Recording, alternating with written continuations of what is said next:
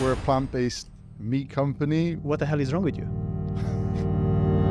Yeah, I'll take it as a compliment. Cyprus is a very good test space for stuff. Like we have very international, like The public. traditional Cypriot We have the sandbox. traditional. We have the internet. We have like the progressive. Like it's a very like a huge mix of people. So in a way, you grew up in a traditional Mediterranean environment, right? With meat, fish, and kind of like all the traditional food. So what happened in 2014 then? Yeah, what went wrong? What so went so my wrong? uncle say, "Why are you like this?" Your yaya will say, "What did you do? Why?" Yeah. I was like, and it's just like, but how will you survive?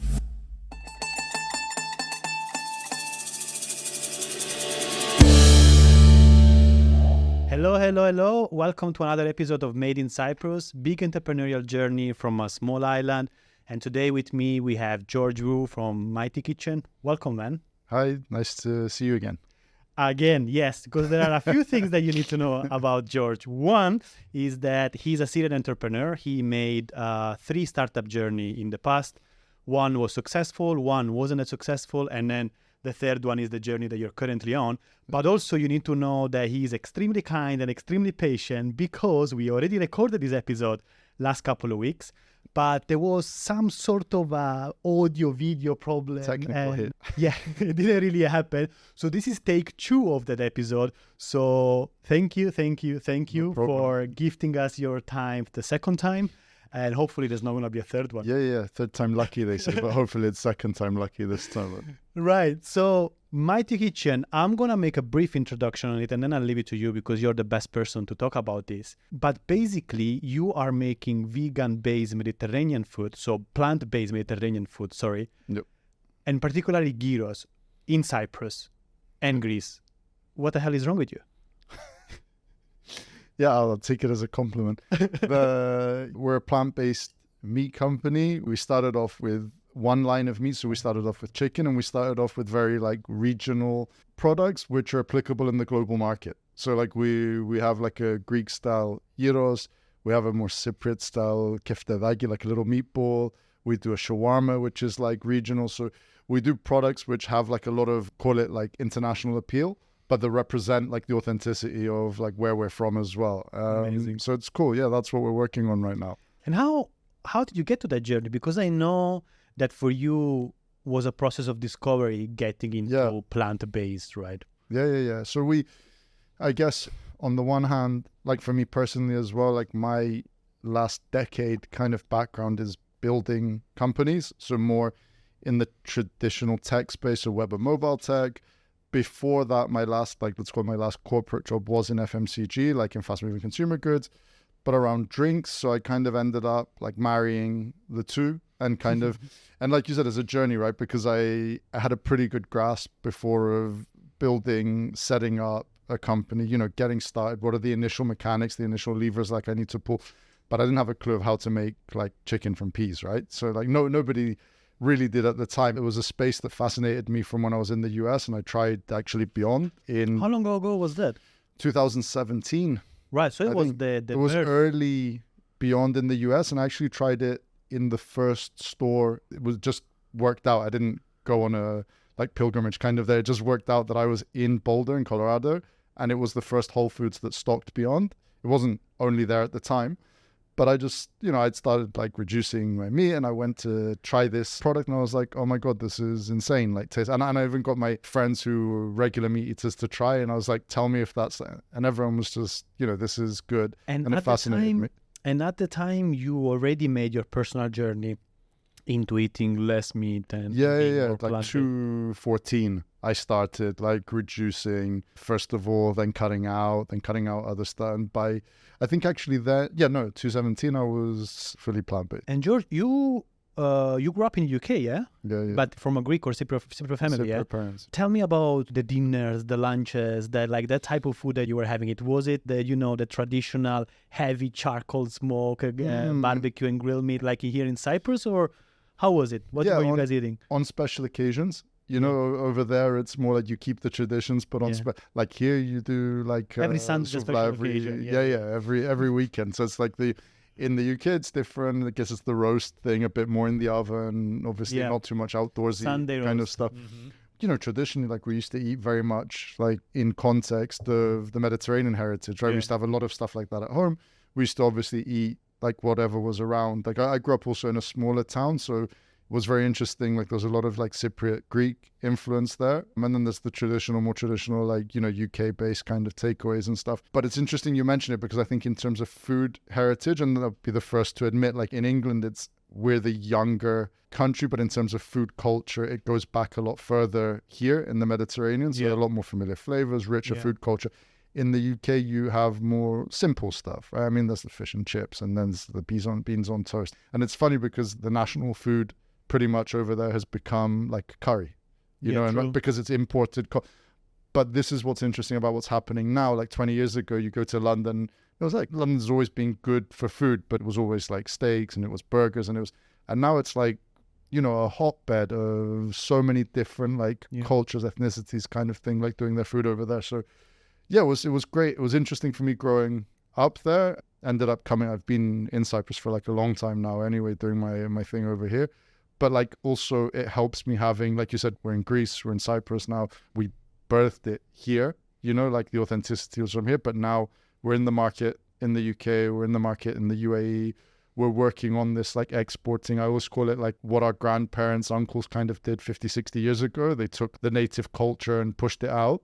Like we're doing 2.0, like keeping the authenticity, keeping the flavors, but with a different protein profile. Interesting. So in a way, you grew up in a traditional Mediterranean environment, right? With meat, fish, and like all the traditional food. So what happened in 2014 then? What went wrong?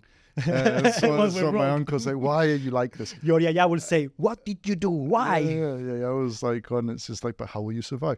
But I get it. I understand the why. It's not, it's fine. I do and I don't as I go along. So what happened was, I'm not one of these people also who will say like, oh, I don't like the taste. Like I loved the taste of meat. Like I used to eat souvlaki 4 times a week. I was like steak once a week, sushi. Like I used to have raw salmon and tuna, sashimi style with like avocado. I loved it. Like all this stuff. I really liked the flavor. But what happened was I'm a little bit of, once something logical starts to get in my brain, like I try to fight it a lot. If it's something that's not in my favor, I try to push it out quickly. But it was an idea that started like grabbing me, and it was actually my brother and my cousin did the fasting before Christmas. Yeah. In 2013, I think it was. So they did 50 days.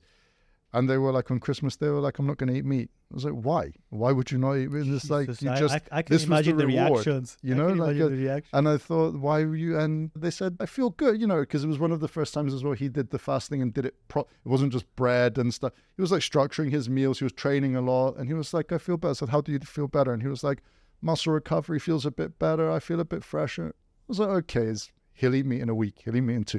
So it went for like 3 months. And I was like, why aren't you eating meat? So it was me being like that person of why?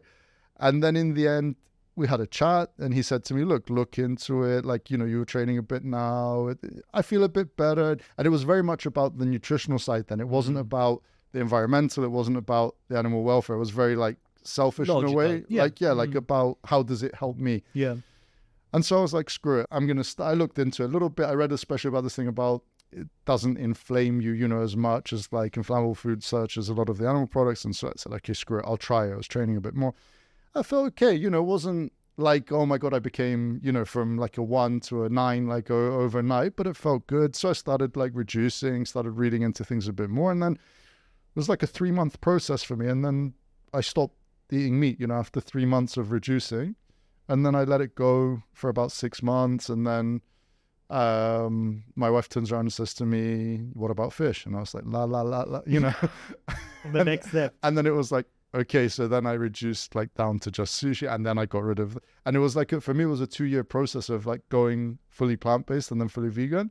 It was a 2-year process. So it just made sense for me to keep reducing. And like a proper digital startup founder, you took iterations. You took the MVP approach to it. I love it. What about your wife?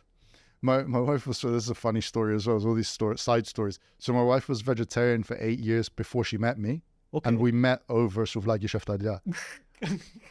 Right? So we meet and we talk and we have your Mediterranean thing, right? So you had to. Completely. We were there, full like thing dripping down off it. And it was, and so when I did it, she was like, okay, this makes sense. I was doing this before you were doing this. So then she started, same thing, reducing. And then in the end got to the point where she was just like super comfortable, not. Brilliant. And this kind of, I tell this story as this funny, like again, side story, was when my brother and cousin did it that first year, the family Christmas table was like 20 people, 22 people. It was him and so the two of them on a little table with their salad and patata just sitting on the side. In the dark, in the spider just webs. nothing, like there. don't pay attention to them there. Don't feed the vegetarians. Bite or throw something.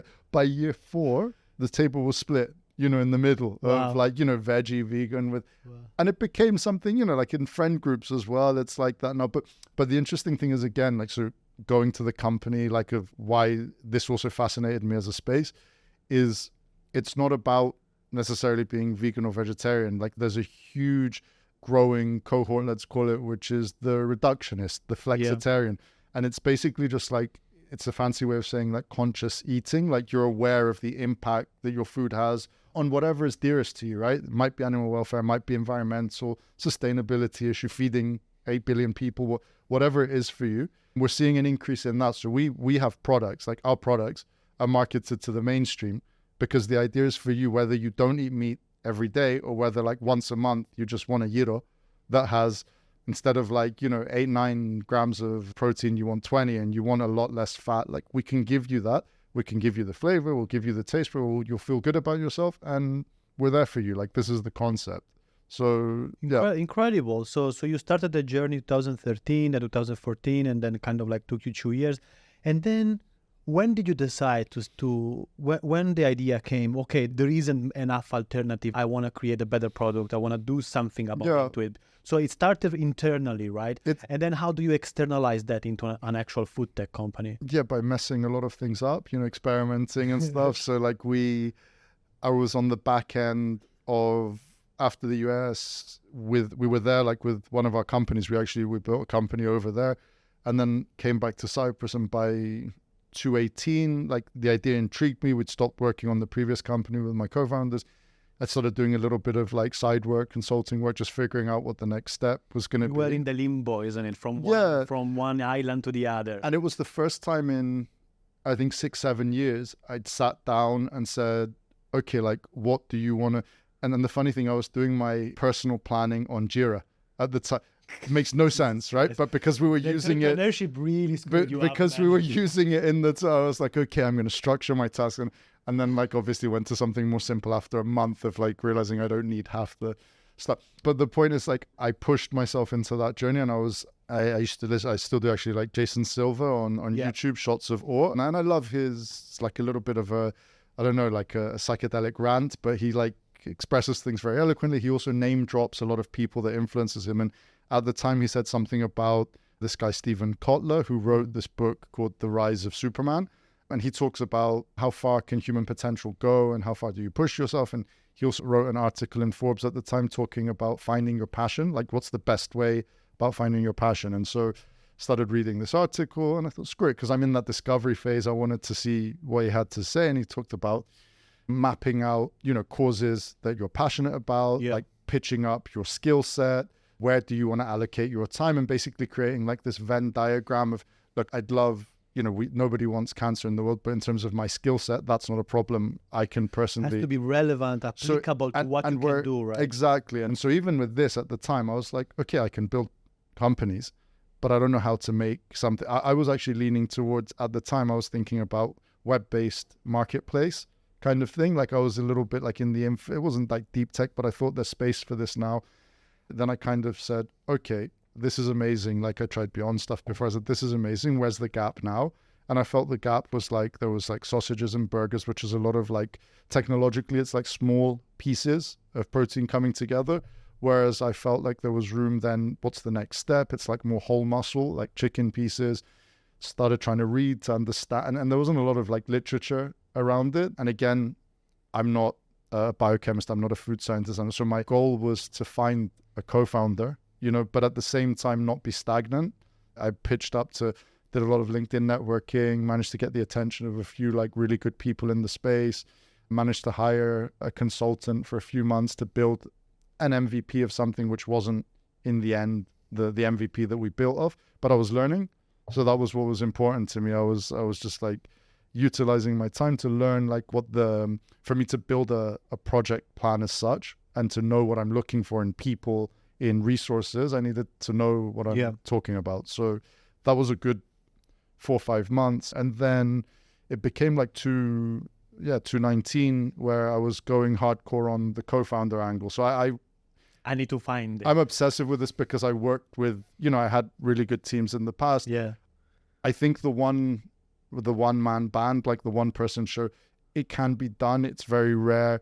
It's not optimal, but it's not that you should not do something because you can't find a partner. But I felt in this space I wanted someone. And I was telling you the other time, I actually like went on this journey for about 3-4 months looking for a co-founder, which even took me to like, I did like co-founder speed dating in Berlin, in Amsterdam. Brilliant. Like funny, like talking to my wife, it's like, what you do? I'm at this like museum with somebody else and we're like going around trying to figure each other out. She's like, aren't you there for work? And I was like, yeah, we're trying to see if we vibe, And then in the end, the funny end to this story is that I go back, I come back to Cyprus. I'm like, never going to find anyone.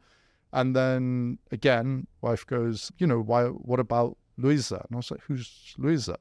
And she's like, I went to school with her, like, biotech background, amazing, like this, really switched on.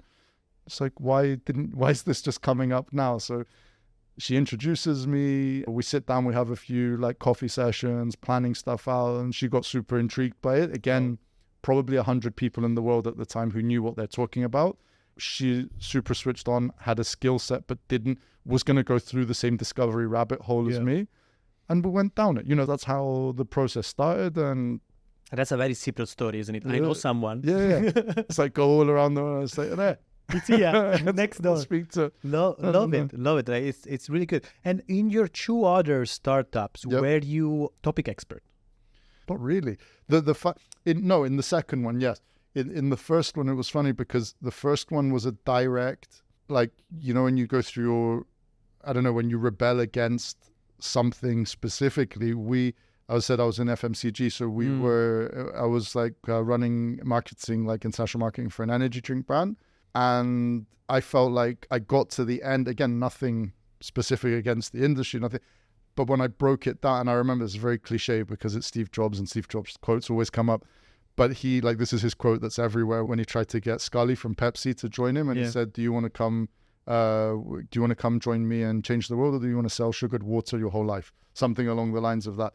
And I remember stumbling upon that. And then so Andrew, who I shared the office with, who became a friend through that company, who became a co-founder as well. I was like, no, this is what we're doing. Come on, like, this is what we're doing. And I didn't want to... a journey for purpose. Yeah. And so we pushed against that and then built a startup that gamified household chores between parents and their children. And none of us had children. So we were drawing on secondhand at the time. We were like cousins and friends. Brilliant. So we weren't domain experts. We had like, the marketing chops, the project, we had like some dev skills in the team but it was a lot of learning about the actual problem we were trying to solve. And it's funny now because now 2 of the 3 co-founders, like we have kids and all our friends have kids now. And we're like, if we had this then, it would, I love it. So you're one of those founders that kind of like learn by doing in a way. Yeah. So you like a challenge, you like not being in a place of comfort and knowledge and just get on with it and learning by doing. Yeah. But I've also gained a lot of understanding from the other side of the kind of meticulous analysis of, looking for the gap or for a problem in the market. And then going after, and that's not necessarily what I've done each time. I've kind of seen opportunity and then probed it rather than looking for opportunity first in a way. But I've been exposed to people who have done it that way and who have found passionate causes within the opportunity rather than started the other way around. So, but for me, I can't, like, if I'm not working on something that immediately like interests me, I find it difficult to concentrate. And what would you say is the bigger cause, the purpose, the why behind the Mighty Kitchen? There's a few reasons. I relate it to like my journey of your personal journey. Yeah, like of why. So there's definitely, I think, a human health element which interests me. I think we have these arguments, and again, this is like, it's a tech kind of perspective, but it's also like I say we're in food technology, but essentially we're in food because it's something everybody needs. We eat every day, like there's no way around it.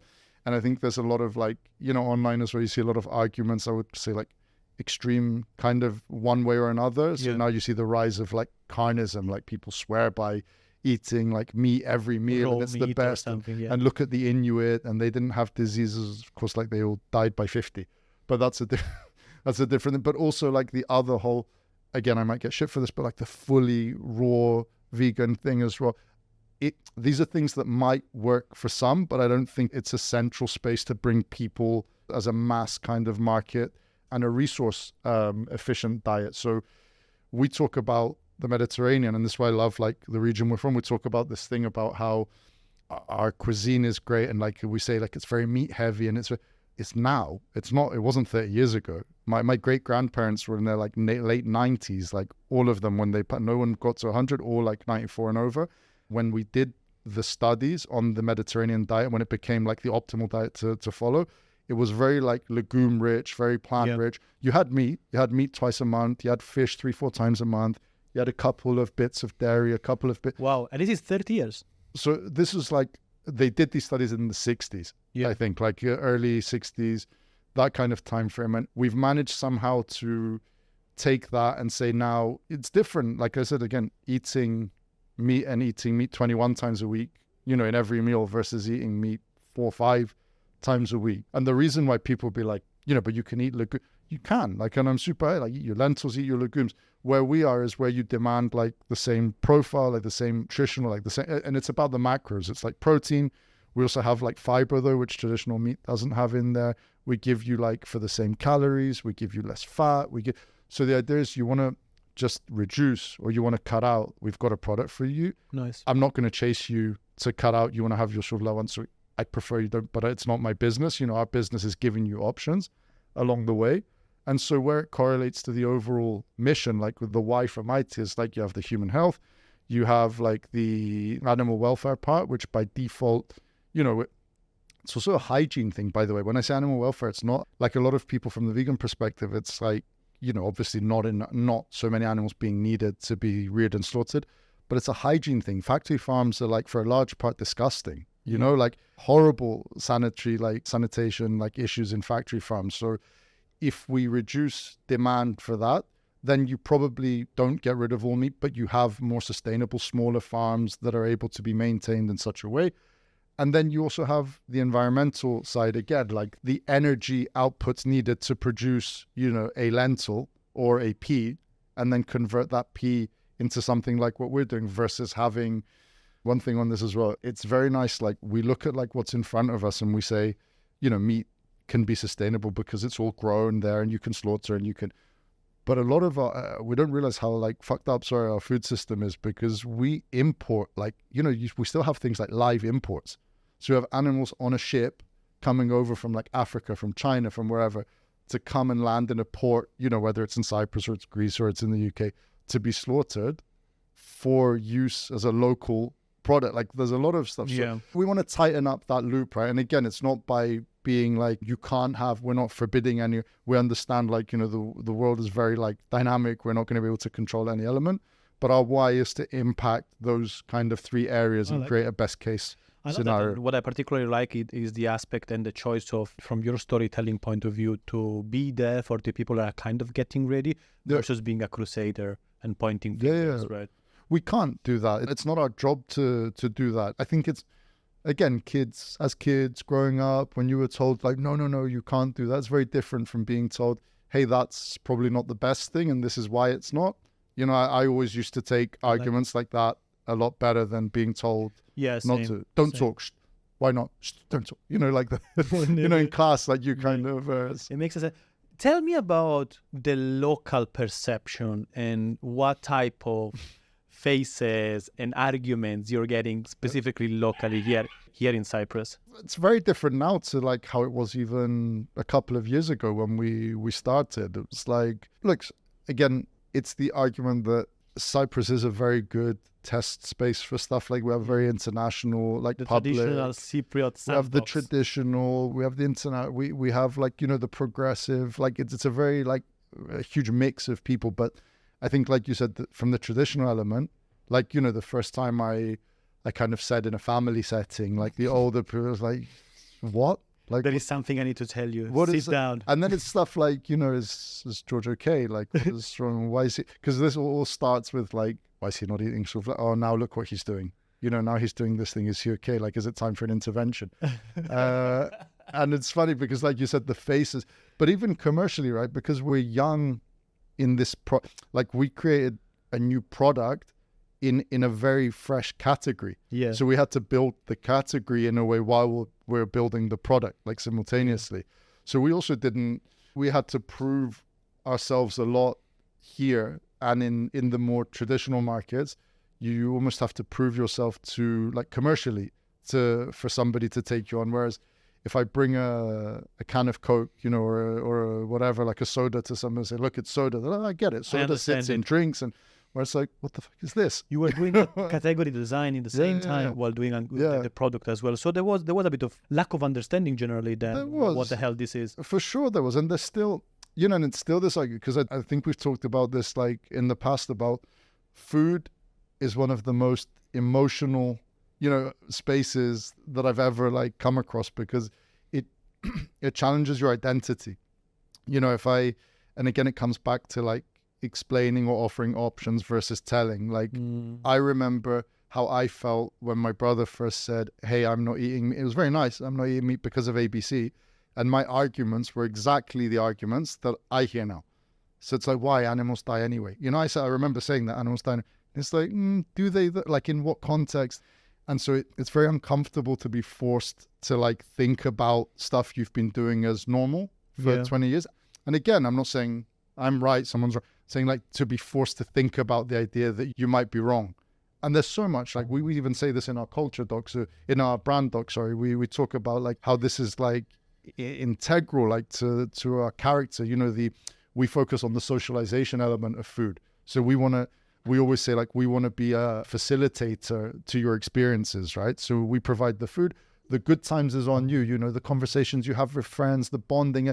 I mean, like, we're there in the side, like, pick and eat. It's like a blank canvas, isn't it? The blank canvas is on the table, and then you make whatever you want about it, which is something really interesting about your product as well. I remember when you were explaining to me what you guys are trying to do with this birdless chicken, right, is to give something that has the resemblance of the flavor and the texture and everything. So the chef, the person touching this product, can make whatever they want, where it's chicken korma, where it's gyros, where it's some other Mediterranean kind of dishes. So you are enabling them to express themselves culturally with something that you create. And I think that's beautiful. Yeah, and we're learning so much, though, from them. Like, this is correct. This is the exchange, right? So we have, like, a little test kitchen. We play around with different recipes. We actually work with places, like, to do menu development together. We have an in-house chef. We have people we work. But as much as we do, you know, once the product's like in like 800-900 outlets, like, and people are handling that differently.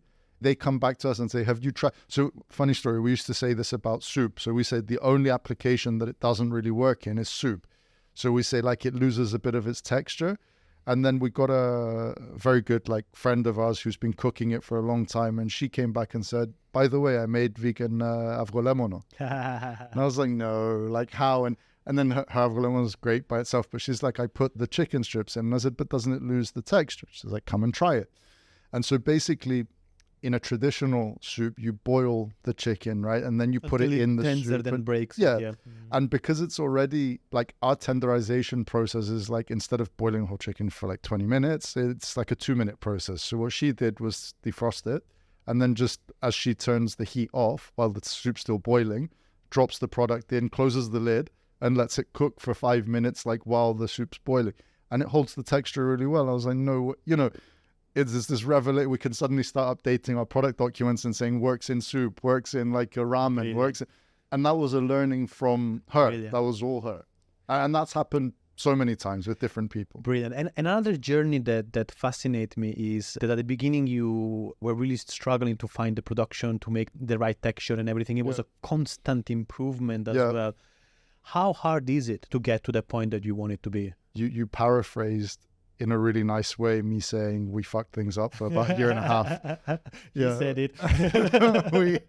the first year and a bit of a 2-and-a-bit-year cycle was we scrapped everything from that first year. We took the learning, but we started building, again, after sitting down with Luisa, learning like what we wanted to, learning the insights about the space and the production techniques, but then seeing where we wanted to go. We fell into this little trap of trying to create the best product without seeing if we could scale it. So it became a little bit of a benchtop exercise. And then we realized after 6-7 months of working on it that there wasn't, not because it was like something technologically fantastic, it's just because there wasn't a mechanical process to scale this. Unless you literally had a line of hands, people doing it, then it wasn't where we wanted to be. And so we got some really good, again, input and advice from, we had a 2-person early like advisory team who was very, very relevant to the space. And so they nudged us in a different direction. We started building again.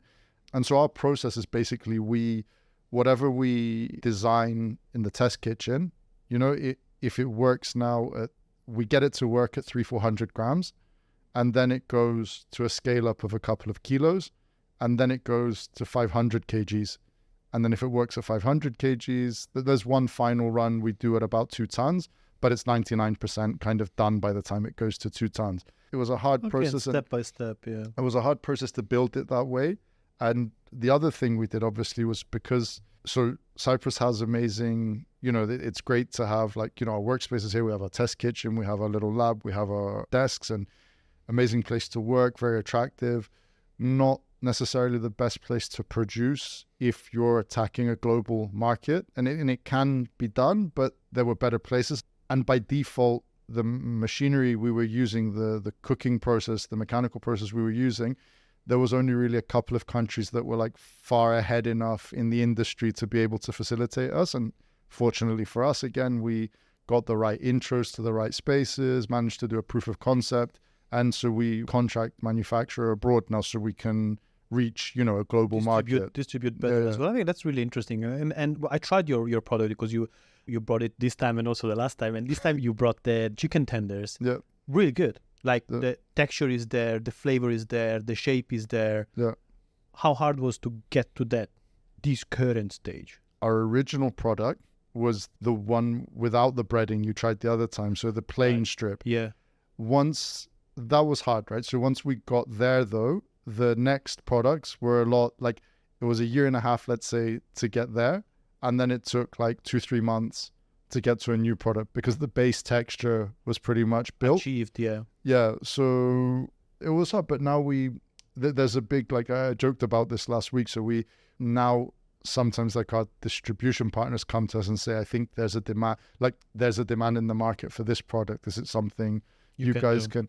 And so I go to Luisa and Liz is the question now is more should we do certain things, not if we can.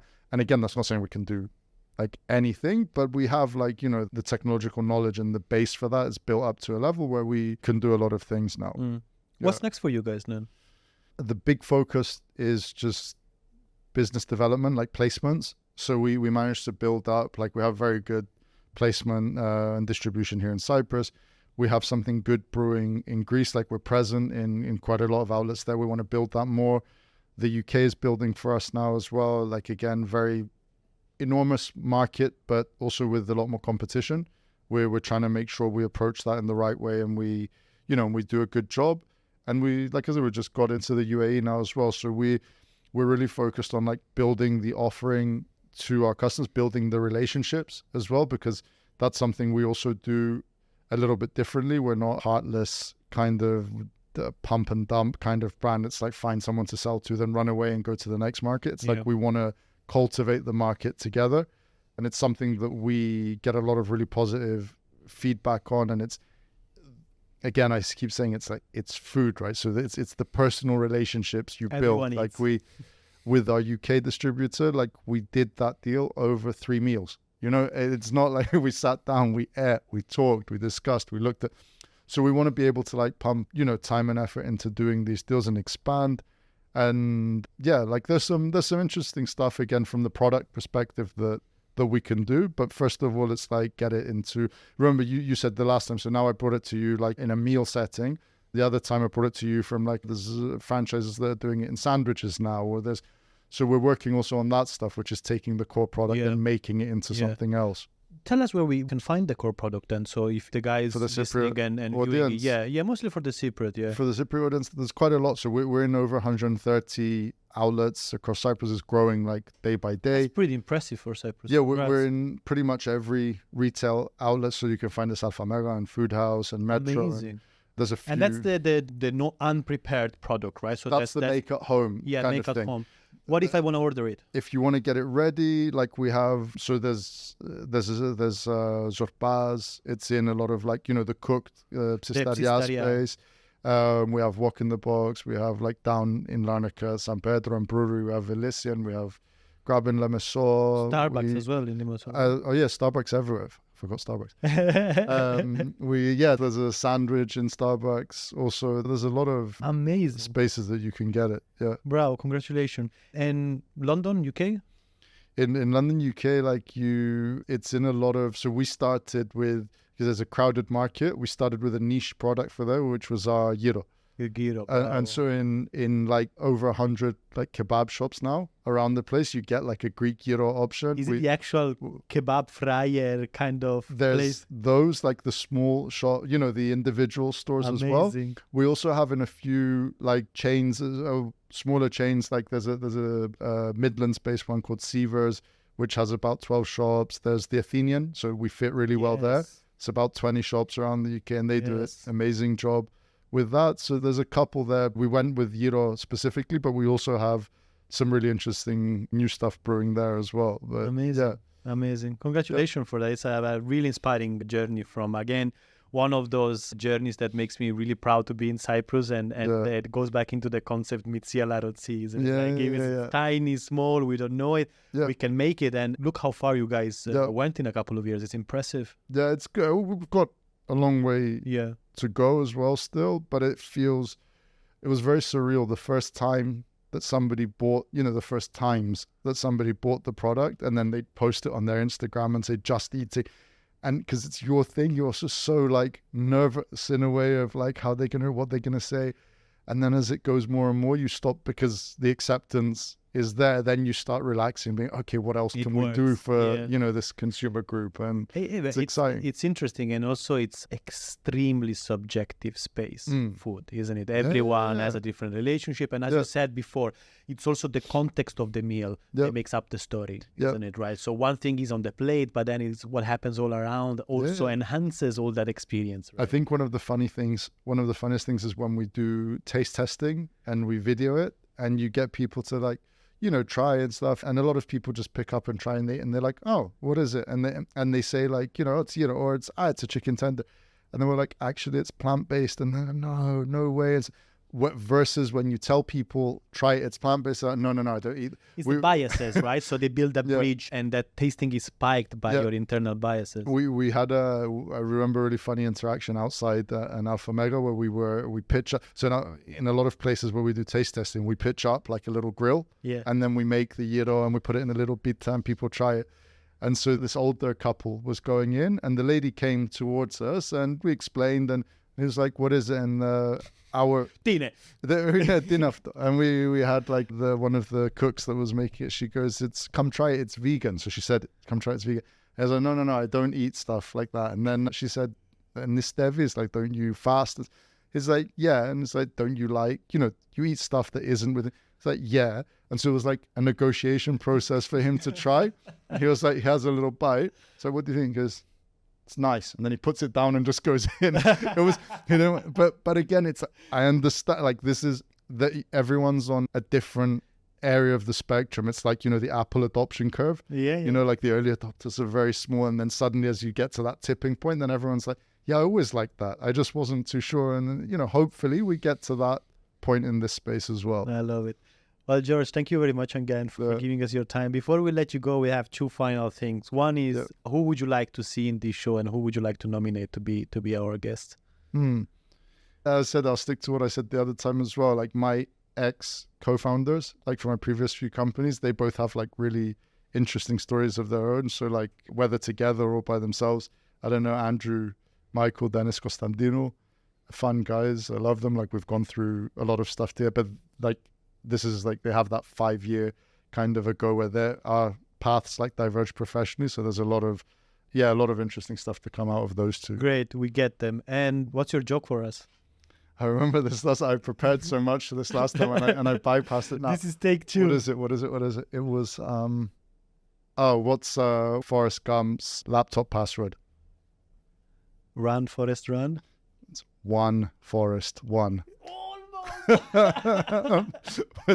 Brilliant. With probably a capital F. Brilliant. Yeah. George, thank you very much and good luck with your journey and keep innovating. Thanks a lot, man. Really nice to be here. Thanks for having me. Yeah. Cool. Pleasure. Thanks. See you next time, guys. Thank you. Bye.